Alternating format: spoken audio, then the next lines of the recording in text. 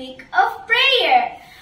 May tema na, I will go to be His witness. O kaya, pupunta ako upang kanyang maging saksi. Papanood natin ito sa loob ng 8 gabi, simula ngayon hanggang sa susunod na Sabado.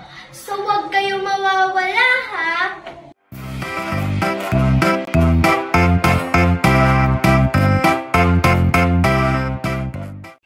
Magandang gabi mga bata! Gusto niyo ba makarinig ng kwento? Bago yon, tuturuan ko muna kayo kung paano umawit ng ating theme song.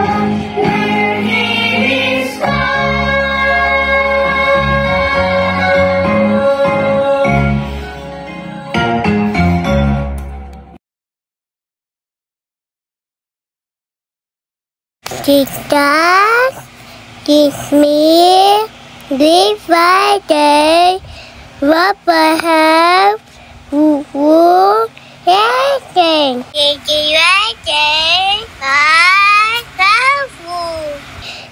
This Friday, I hate you. Amen. Ngayon, mapapakinggan na natin ang maikling kwento. Ready na ba kayo? Magsisimula na ngayon ang ating maikling kwento.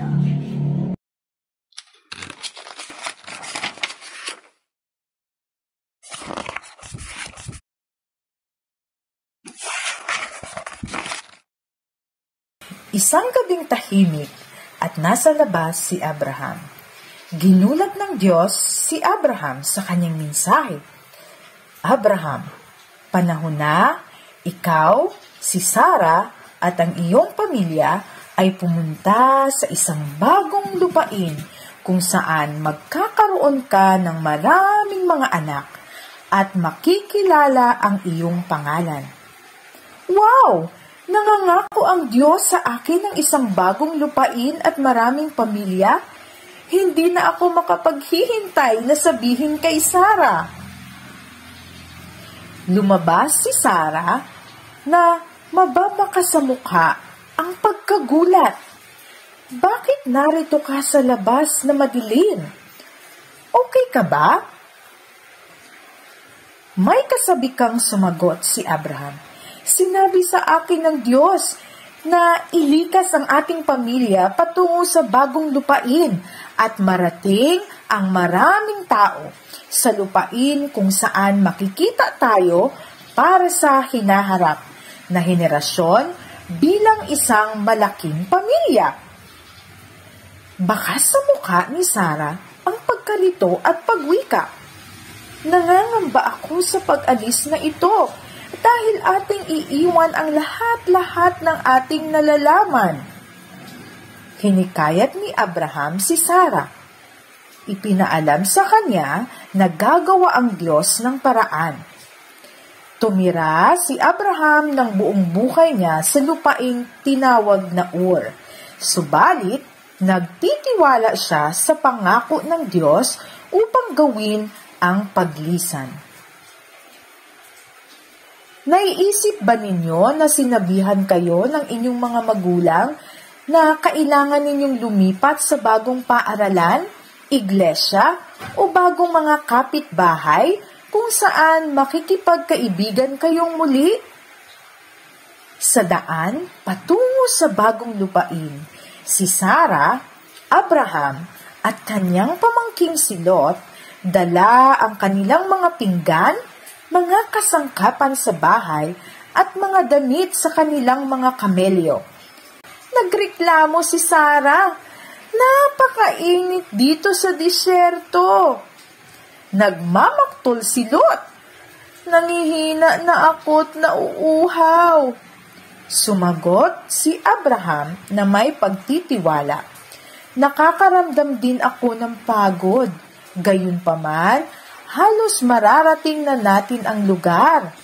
Iningatan sila ng Diyos hanggang sa makarating sila na ligtas. Sa panahon ng paglalakbay, naglalakad sina Abraham, Sarah at Lot ng mahaba kasabay ng kanilang mga kamelyo.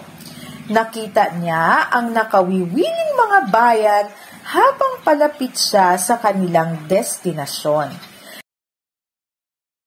Sa wakas, narating nila ang lupain ng Haran. At sinabihan ng Diyos si Abraham na kumilos muli. Sa pagkakataong ito, sinabi ng Diyos kay Abraham na pumunta sila sa tinatawag na Canaan o Kanaan.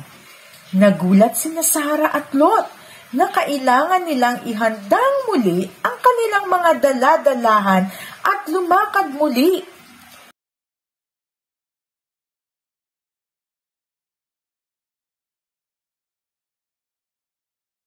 Isa namang mahabang paglalakad na paglalakbay, gayunpaman, dinala sila ng Diyos sa bagong lupain na ligtas.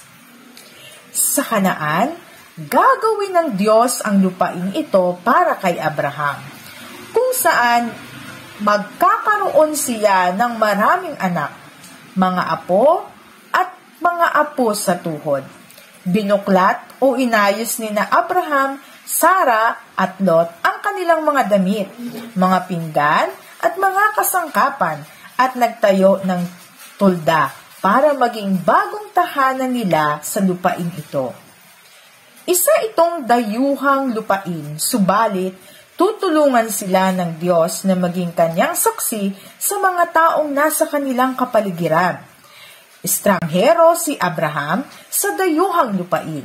Siya ang saksi sa pag-ibig at kapangyarihan ng Diyos. Kayo rin maaaring maging saksi sa bagong kapaligiran o iglesia.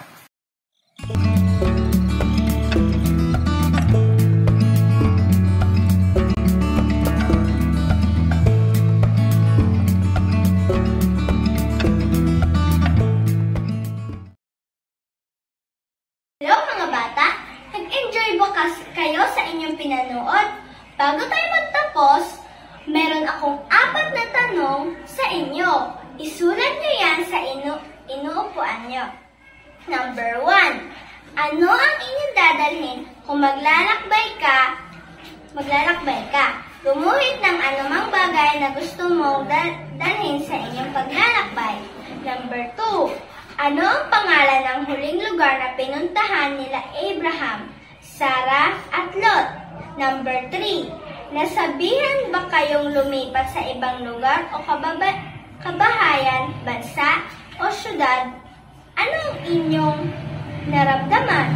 Number 4. Ano ang maaaring ninyong ibahagi sa iba kapag lumipat kayo sa bagong lugar ng mga estranghero o mga bagong kaibigan? Sagot niyo na ba mga bata ang mga tanong ko? Very good! Nasagot niyo! Bukas ng gabi, meron ulit akong magandang kwento. So huwag kayong mawala ha! Hanggang sa muli! Bye!